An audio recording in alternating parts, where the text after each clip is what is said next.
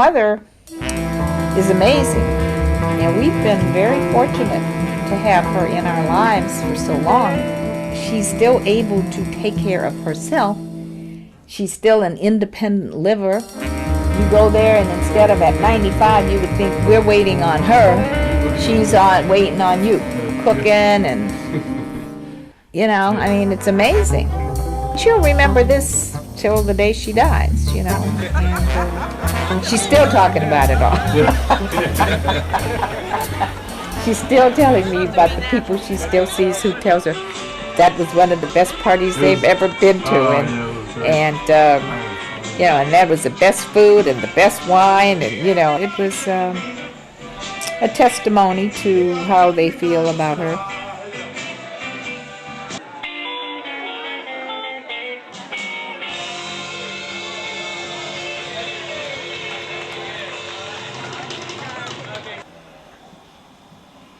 So I practice with this.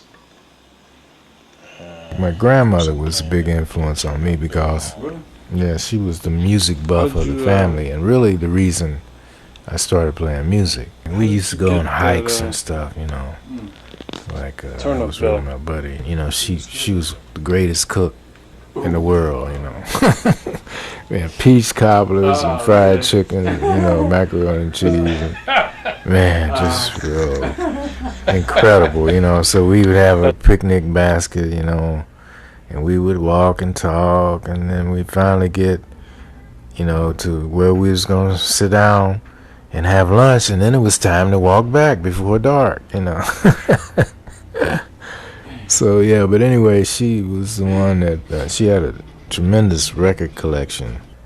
At one point, I had that Miles Davis 78. That's the only thing I ever had out of that whole collection. Blue Room. Ba-da, do-da-dee, do-da-dee, do-da-dee, do-da-dee-dee-dee-dee-dee-doo. And he played it very simple, but really pretty to me.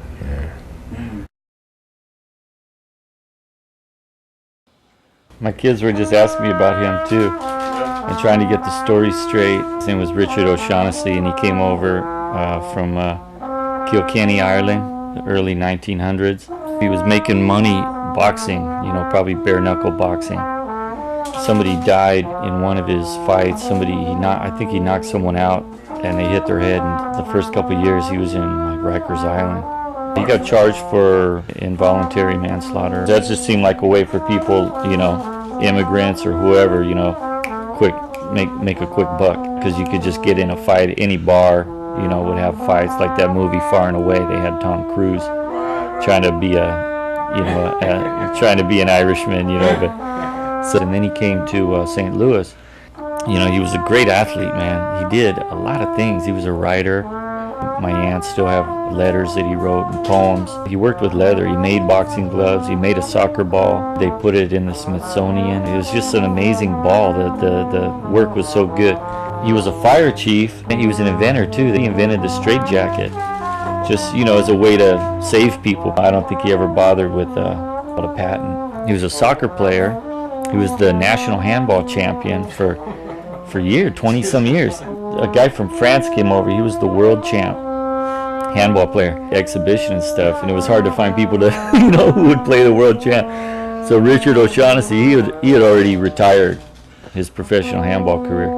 He came out of retirement and beat the world champ and retired again. So then this one day, he's on the soccer field in St. Louis, and they're playing a team from Canada, and the world heavyweight champ played on the Canadian team.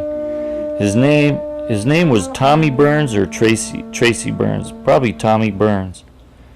I don't know how the incident got started, but he swung on Richard O'Shaughnessy, who ducked and knocked out the champ with one punch. When he woke up, he wanted another shot at him. He's the world champ. He just got laid out in a real fight, So he came after him again, and this is like an instant replay. He swung, O'Shaughnessy Ducks and knocked out the champ twice with 2 punches. You know, all I know about him is some stories like that. That one, they saved the newspaper article just so we know. You know, it sounds so outrageous, but that really happened.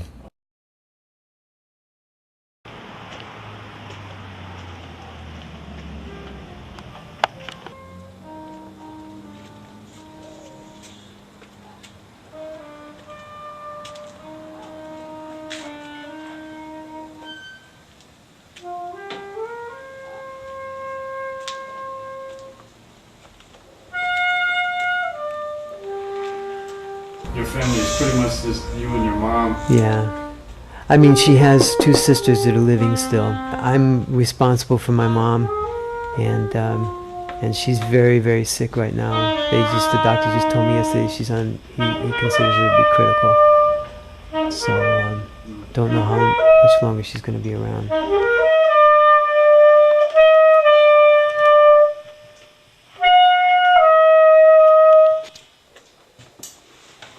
What's up, man?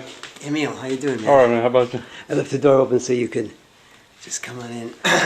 Man, I don't know if I could top that.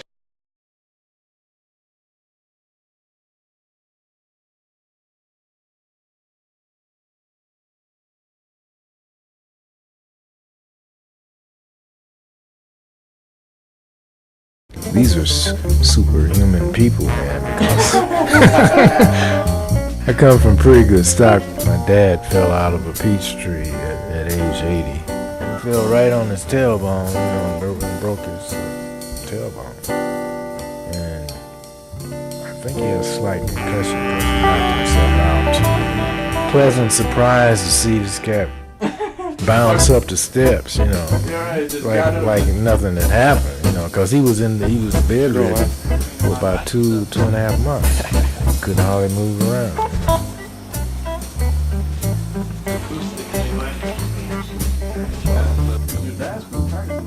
Yeah, he plays all the time, man.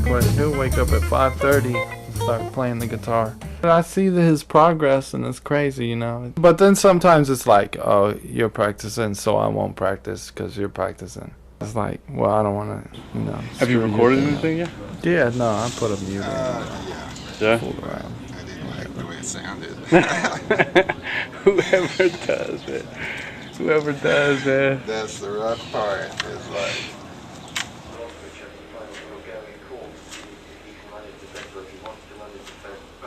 there's a lot of work to it.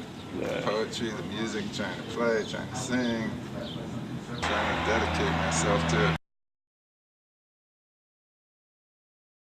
Very tight family, my dad and my mom and I. My dad was such a great human being. My dad was a musician. He was a bass player. Put himself through college playing bass, Dixieland bass is what he played. He died back in 83. That was a big loss to me. The band that he had, guys would come up from New York, some of the best musicians down there. This strange, very sad kind of guy on clarinet. And Vinny was his name. He never came out of the house just to go Saturday night to go play with this band.